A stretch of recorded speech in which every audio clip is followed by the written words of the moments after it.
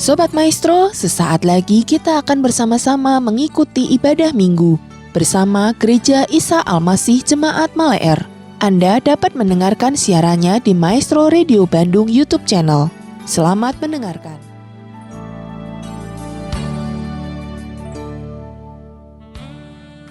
Shalom Bapak Ibu dan saudara-saudara semua yang dikasihi Tuhan, juga pendengar setia Radio Maestro dimanapun berada. Saat ini kita akan menyiapkan hati kita untuk diberkati oleh kebenaran firman Tuhan. Sebelum mendengarkan firman Tuhan, kita akan berdoa. Mari kita satu dalam doa. Tuhan Yesus yang baik, terima kasih untuk kesempatan siang hari ini Tuhan. Kami sama-sama mau diberkati oleh Tuhan melalui firman-Mu pada saat ini. Berkati hamba-Mu yang menyampaikan firman-Mu. Juga berkati setiap jemaat-Mu. Berkati semua pendengar Radio Maestro dimanapun mereka berada. Biarlah firman Tuhan ini menjadi kekuatan dalam kehidupan kami. Terima kasih Tuhan, dalam nama Yesus kami berdoa. Amin. Siang ini kita akan merenungkan firman Tuhan dengan tema Break the Strongholds, hancurkan benteng-benteng penghalang. Adapun nats Alkitab kita ambil dari Yosua pasal 14 ayat 13 sampai 14, saya akan bacakan. Lalu Yosua berkata, Kaleb bin Yefune, dan diberikannya Hebron kepadanya menjadi milik pusakanya. Itulah sebabnya Hebron menjadi milik pusaka Kaleb bin Yefune, orang Kenas itu sampai sekarang ini. Karena ia tetap mengikuti Tuhan Allah Israel dengan penuh hati, dengan sepenuh hati. Nama Hebron dahulu ialah Kiryat Arba.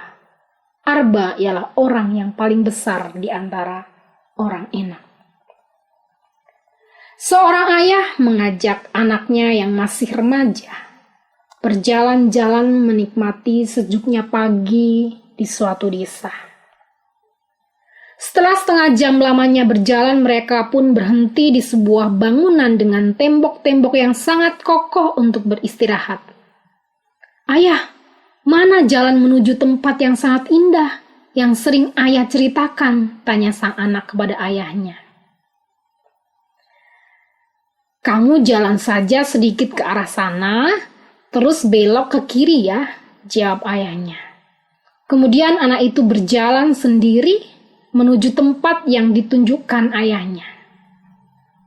Namun tatkala si anak telah sampai di tempat yang disebutkan, ia hanya menemukan jalan buntu dengan sebuah tembok kokoh menghadang di hadapannya. Anaknya terlihat jengkel. Dengan berlari-lari anak itu kembali menuju tempat duduk ayahnya. Ia bertanya lagi dengan nada suara yang menunjukkan kesal. Ayah, aku sudah menuruti petunjuk ayah, tetapi aku temui adalah sebuah jalan buntu dengan tembok yang menutupi dan menghadangku. Sekali lagi aku bertanya kepada ayah, manakah tempat yang indah itu? Anakku sayang, disitulah jalan menuju tempat yang sangat indah itu.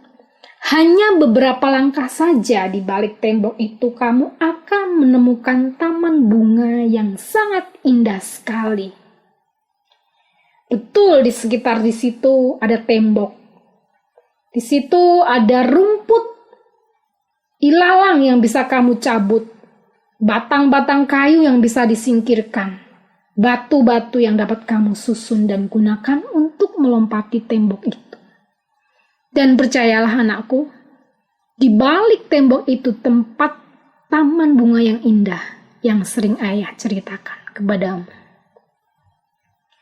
Bapak Ibu semua yang dikasihi Tuhan, cerita tadi menggambarkan betapa sering kadang kita gagal mencapai sebuah tujuan karena terus berfokus hanya melihat sebuah rintangan, masalah, dan tidak berani mengatasinya. Masalah yang muncul di dalam kehidupan kita anggap sebagai tembok yang sangat kokoh dan kita tidak mampu, kita tidak sanggup untuk melewatinya. Ditambah lagi kita kurang peka akan hal-hal kecil yang ada di sekitar kita yang dapat membantu kita melewati masalah tersebut. Dengan menyusunnya satu demi satu atau menghancurkannya, mencabutnya, menyingkirkannya. Bukan lantas kita berkecil hati, putus asa, kecewa, dan mundur maupun berbalik arah melihat suatu rintangan yang menghadang di dalam kehidupan kita. Jika kita ingin menemukan tempat yang indah, yaitu sebuah janji yang disediakan Allah di dalam kehidupan kita, maka berdirilah teguh dan maju terus untuk mengatasi segala rintangan. Hancurkan rintangan yang menghadang di depan kita, tanpa pernah mengenal rasa takut dalam menghadapi masalah rintangan yang dihadapinya.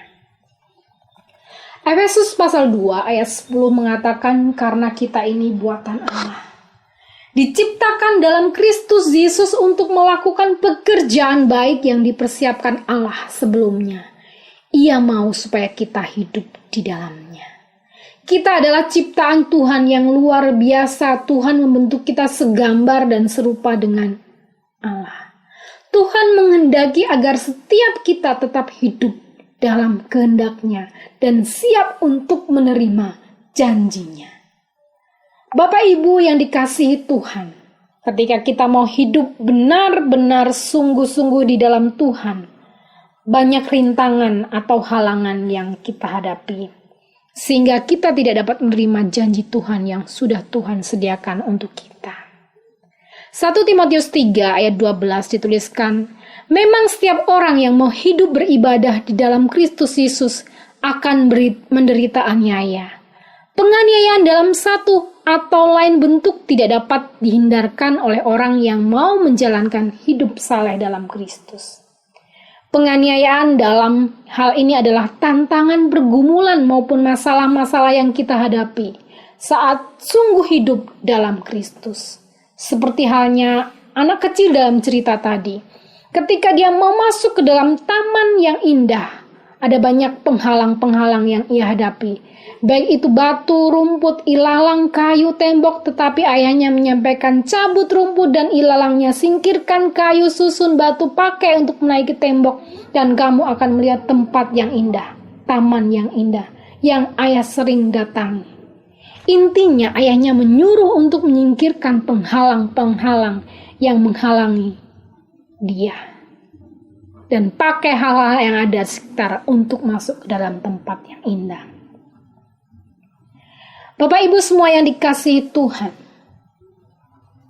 seperti nats Alkitab yang sudah kita baca tadi, Tuhan berjanji kepada Kaleb. Dia menjanjikan satu tempat, yaitu Hebron.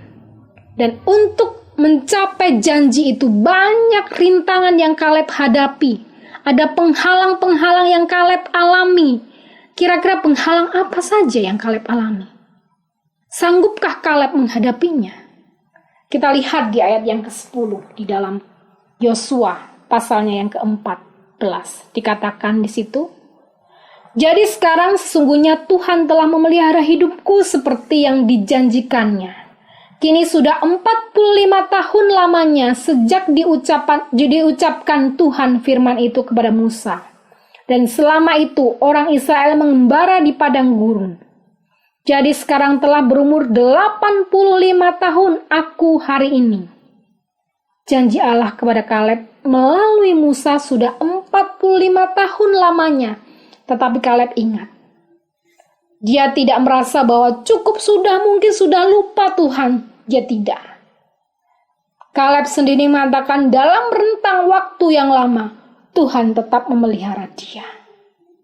Waktu yang sudah lama tidak menjadi halangan Kaleb menerima janjinya. Bahkan dia katakan, Tuhan telah memelihara hidupku. Bukan sungut-sungut, bukan menyalahkan Tuhan. Walaupun rentan waktu yang lama, tidak menjadi penghalang Kaleb untuk menerima janji Tuhan. Rintangan pertama, masalah rentang waktu.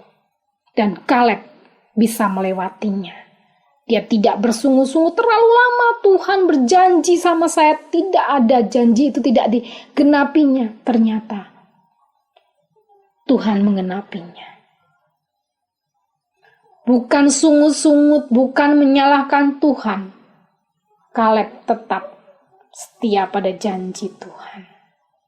Dalam rentan waktu yang lama tidak menjadi penghalang Kaleb untuk menerima janji Tuhan. Bahkan dia mengatakan dia yang ke-10 itu pemeliharaan Tuhan tetap ada dalam hidupnya. Bapak Ibu semua yang dikasihi Tuhan. Ketika Kaleb melihat Tuhan telah memelihara hidupnya dalam ayat yang ke-10 tadi, dia yakini bahwa dalam usianya sampai saat itu, Tuhan juga ada bersama dengan dia.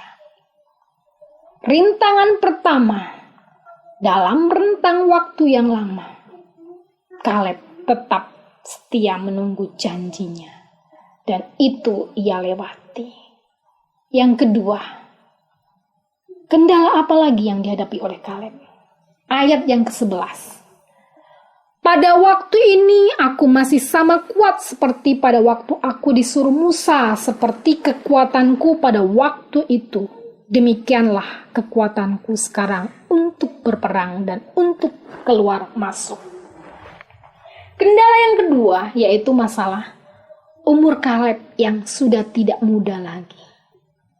Umur yang tidak muda lagi tidak menjadi kendala Kaleb menanti janji Tuhan. Kaleb mengatakan pada waktu itu aku masih sama kuat seperti pada waktu aku disuruh Musa. Seperti kekuatanku pada waktu itu, demikianlah kekuatanku sekarang untuk berperang dan untuk keluar masuk. Sudah 45 tahun sejak Tuhan Allah menyatakan firman-Nya kepada Musa, dan sudah selama itu pula bangsa Israel mengembara di padang gurun. Dalam kondisi yang demikian sulit dan tidak nyaman, Kaleb menyatakan bahwa kekuatannya masih sama seperti pada masa mudanya. Dapat terlihat semangat Kaleb untuk terus menantikan Tuhan dan penggenapan janjinya. Tapi ternyata Kaleb memiliki semangat yang luar biasa. Dia tidak menyalahkan kondisi dirinya yang sudah tidak muda lagi. Mungkin fisiknya sudah lemah, namun semangat hidupnya masih tetap sama seperti 45 tahun yang lalu. Itu menunjukkan bagaimana ia masih tetap berjalan mengikuti Tuhan dengan sepenuh hati. Meski apa yang dijanjikan belum kunjung ia peroleh setelah sedemikian lama, semangat dan optimis yang Tuhan kehendaki supaya ia bisa lakukan dalam kehidupan ini saat menanti janji Tuhan. Umur yang sudah tidak muda lagi, Bapak Ibu dan saudara semua, bahwa Kaleb lakukan, bahwa itu tidak menjadi penghalang dia. Hambatan yang ketiga, kendala yang dihadapi yang ketiga itu di ayat yang ke-13. Oleh sebab itu berikanlah kepadaku pegunungan yang dijanjikan Tuhan pada waktu itu, sebab engkau sendiri mendengar pada waktu itu bahwa di sana ada orang enak dengan kota-kota yang besar dan berkubu. Mungkin Tuhan menyertai. Rupanya kendala yang ketiga yaitu orang kuat, kota berkubu. Diperhadapkan Kaleb. Hebron dihuni oleh para raksasa berukuran besar. Ukurannya bahkan lebih dari 9 kaki. Salah satunya adalah raksasa Goliat yang berhasil dibunuh oleh Daud hanya dengan sebuah ketapel ya. Iman Kaleb kepada Tuhan telah terbukti ketika ia bersama Yosua menjadi anggota 12 pengintai. Karena imannya ia mengambil sikap yang bertentangan dengan 10 pengintai yang lain. Kini di usia senja Kaleb tetap taat dan setia kepada Tuhan. Ia makin siap menuai janji Allah dan memperoleh Hebron sebagai miliknya. Ya, Yosua 14 ayat 12. Kaleb menunjukkan kesetiaan yang besar yang tidak tergantung oleh situasi, kondisi maupun waktu. Ia hanya tahu jika Tuhan sudah berjanji, pada waktunya janji itu pasti ditepati. Ia tahu betul bahwa Tuhan bukanlah pribadi yang suka ingkar janji. Dan pada usia ke-85 itu, akhirnya Kaleb bin Yefune menerima apa yang telah dijanjikan untuknya. Ia memperoleh Hebron sebagai milik pusakanya. Di ayat yang ke-13. Hebron bukan kota yang termudah untuk ditaklukkan. Justru merupakan sebuah kota yang didiami oleh orang-orang yang paling besar di antara bangsa raksasa enak. Itulah tantangan kendala yang dihadapi Kaleb. Keteguhan hati, semangat hidup, kepercayaan penuh, dan kesetiaan tak terbatas mewarnai iman dari Kaleb. Dan Alkitab mencatat hal itu dengan gemilang. Itulah sebabnya Hebron menjadi milik pusaka Kaleb bin Yefune, orang Kenas itu, sampai sekarang ini. Karena ia tetap mengikuti Tuhan Allah Israel dengan sepenuh hati. Iman percaya Kaleb yang luar biasa kepada Tuhan membawa dia untuk memperoleh janji Tuhan. Seperti halnya Kaleb mampu menghancurkan benteng-benteng penghalang yang dihadapinya, yaitu penghalang masalah lamanya janji Tuhan, masalah waktu, umur yang sudah tidak muda lagi, orang kuat, kota berkubu, tidak menakutkan, tidak membuat dia mundur. Sama sekali dia membuat dia mundur untuk meraih janji Tuhan. Dan kita melihat di situ bahwa semuanya itu menjadi rintangan dan kendala-kendala itu boleh Kaleb hadapi. Tidak ada tempat dalam hati Kaleb untuk perkara lainnya selain Tuhan. Dia memegang teguh janji-janji Tuhan yang telah diterimanya. Tidak ada keinginan untuk menoleh ke belakang karena dia yakin bahwa Tuhan yang telah berjanji kepada umatnya pasti akan segera berkuasa dan mengenapinya. Janjinya ya dan amin. Seperti halnya Kaleb mampu menghancurkan benteng-benteng penghalang karena iman dan ketulusannya kepada Tuhan. Saya yakin dan percaya Bapak, Ibu, dan Saudara semuanya juga sanggup menghadapi setiap tantangan demi tantangan yang Bapak Ibu hadapi dalam kehidupan ini. Hebron menjadi janji Tuhan kepada Kaleb. Apa yang menjadi Hebron saudara saat ini? Hebron berbicara tentang impian, harapan kepada Tuhan. Bapak Ibu memiliki impian agar dipulihkan usaha pekerjaan, diberkati pekerjaan, bahkan kesembuhan dari sakit penyakit, keharmonisan keluarga. Ingat, Kaleb untuk menerima janji Hebron yang dijanjikan Tuhan perlu waktu, perlu proses. Bahkan Kaleb sanggup menghadapi rintangan-rintangan itu semuanya. Banyak tantangan-rintangan yang kita hadapi dalam menjalani janji Allah. Mungkin saja kita menghadapi banyak kendala baik dari dalam maupun dari luar. Tapi Kaleb yang sudah tidak mudah mampu menghadapinya dan mengalami pertolongan Tuhan untuk menerima janjinya. Demikian juga saya yakin Allah juga akan menolong Bapak, Ibu, dan Saudara semuanya untuk menikmati janji yang Tuhan sudah sediakan. Mari kita berdoa. Tuhan Yesus, terima kasih untuk kebenaran firman-Mu siang hari ini. Roh Allah yang ada di dalam kami, mampukan kami Tuhan untuk melewati setiap proses demi proses dalam kehidupan kami, untuk kami menerima janji yang daripada Tuhan. Engkau Allah yang tidak pernah meninggalkan kami, dan kami yakini Tuhan selalu menolong kami. Terima kasih Tuhan untuk firman-Mu hari ini. Berkati kami semuanya. Dalam nama Yesus kami berdoa. Amin. Demikian Bapak Ibu Saudara ibadah kita hari ini. Kami tetap mengundang sidang jemaat untuk dapat mengikuti ibadah online, baik melalui Radio Maestro 92,5 FM setiap hari Minggu pukul 12:15 atau melalui channel GIA Maleer di youtube.com setiap hari Minggu pukul 9.30. Bagi sidang jemaat yang membutuhkan dukungan doa, dapat mengirimkan beban doa melalui SMS atau WA di nomor 0821 1965 9019. Happy Sunday and God bless you.